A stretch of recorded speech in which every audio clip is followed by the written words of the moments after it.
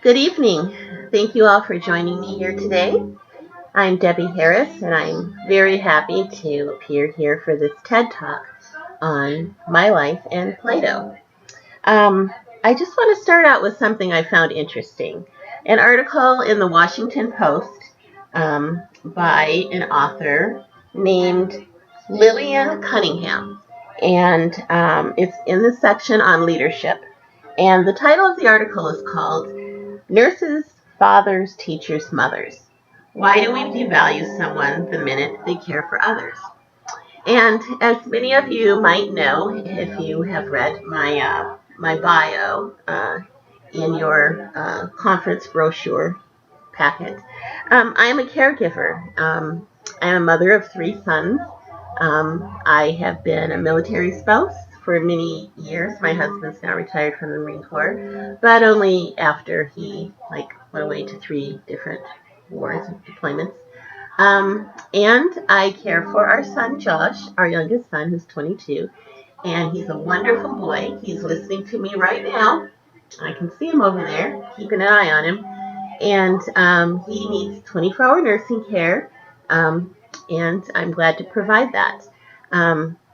I think what Ms. Cunningham was saying is that we need to shift our views on caregiving. It's going to be something that we all need to address, as many baby boomers are caring for elderly parents. Many of our children who were born with complex medical needs because of technology are able to be at home with us. We're kind of the sandwich generation, caring for our children, caring for our parents, and getting older ourselves. And so we need to rethink caregiving and value it as much as we do any other type of work. And there are joys, there are challenges, and there are joys. And there's Josh over there giving me his opinion on this talk. But we need to kind of educate society on the importance of it. And I have written my thesis, as you all know. I've completed my thesis in the past month or so, a couple of months, and it's called The Category of Us, and the subtitle is A Mother's Caregiving Journey. Now, Ms. Cunningham said that she refused to use the word care anywhere in the title of her book, and her book is called Unfinished Business. And it's because she said there's still a stigma attached to anything with the word care in it.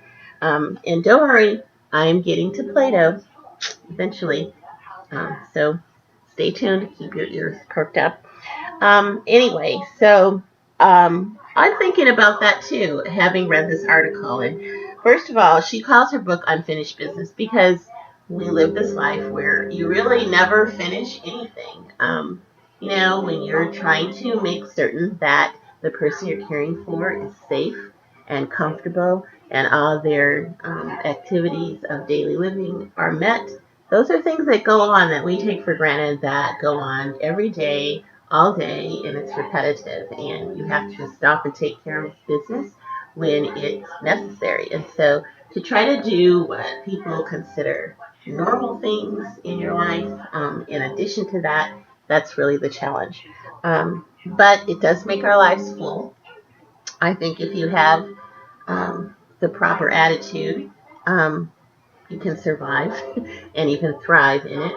You can learn from the journey and become a better person, and that's where Plato comes in.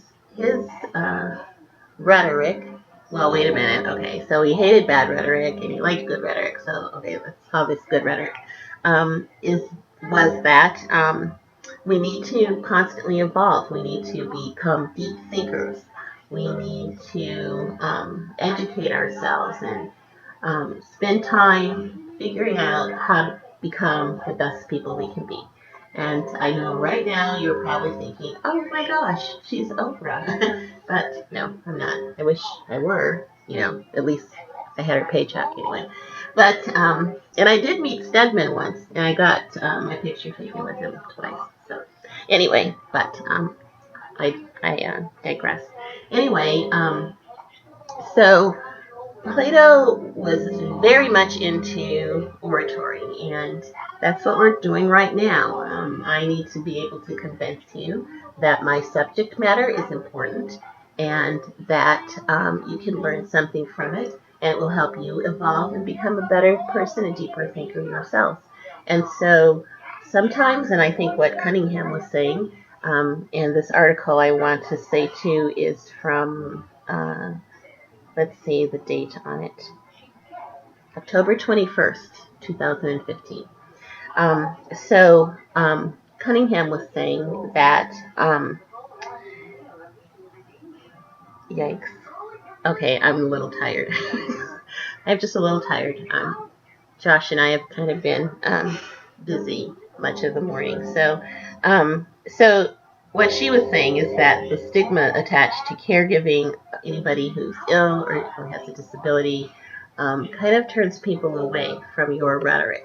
And if I want to be able to publish my memoir and essays, I have to be able to bring my life to the audience in a way that they don't feel kind of repelled or turned off from it, but they find something universal in my experience that they can take away themselves.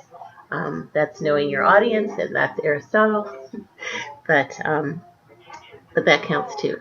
So Plato, I think of when I think about seeking a higher truth and kind of thriving and going on because we know there's something more meaningful beyond ourselves.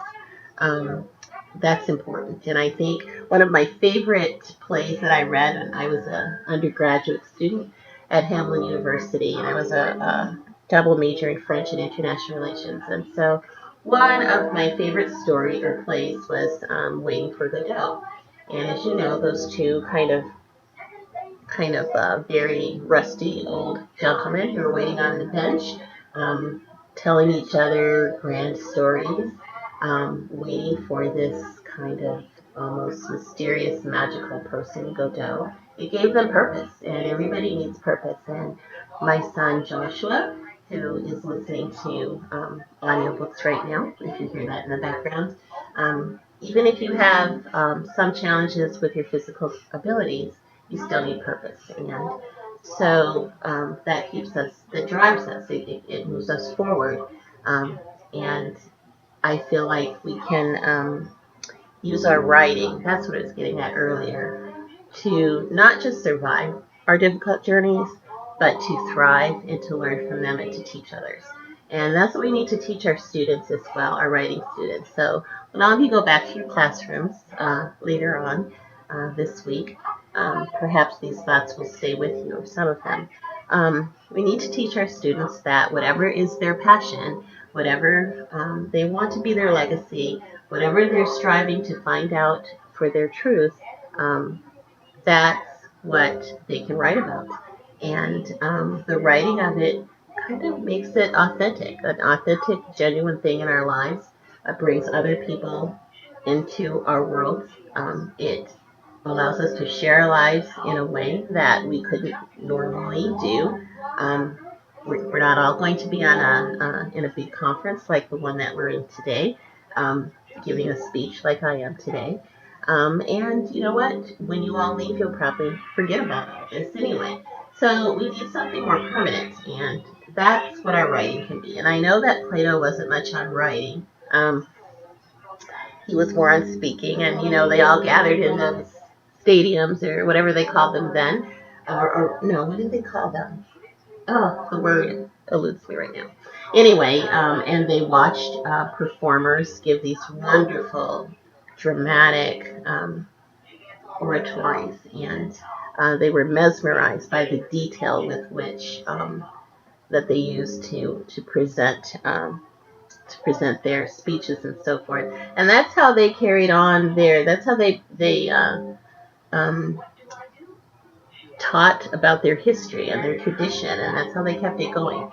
And perhaps, because of how things were then, resources, class systems, education, it's a long time ago and things were pretty basic. And so um, everybody wasn't literate. Everybody didn't have access to what was required for writing. And so maybe that's why he was kind of, downplaying it. But anyway, maybe he wanted to be the only writer and get rid of some of the competition. So, so I think that we can just skip over that part of what he says and take in the principles of rhetoric, of good rhetoric, well done rhetoric, effective ways to um, connect with people, and use those in our writing. Teach that to our students, and then maybe create something that could be not just life changing for us, but for others as well. So even though Godot never came, and we all know that, of course, and there was a lot of talk after that successful piece about what some of the subtext was. What did Beckett really mean? What were the secret meanings? And I think at first he denied that there were any. Like, okay, it's a play, just take it for what it is. Um, and then he might have kind of given in and said, okay, maybe there was something. But you know what? That's the gift of writing. You can just put it out there, do the best you can, use principles of persuasion, convincing, um, knowing your audience, and let it, let it be what it is, and let people take away from it what they will. So I've held you for quite a while today. I hope that you'll enjoy your lunch after the speech and come back again for the next speaker in a little while. And anyway, that's what I've taken away from Plato. Always reminds me of waiting for Godot.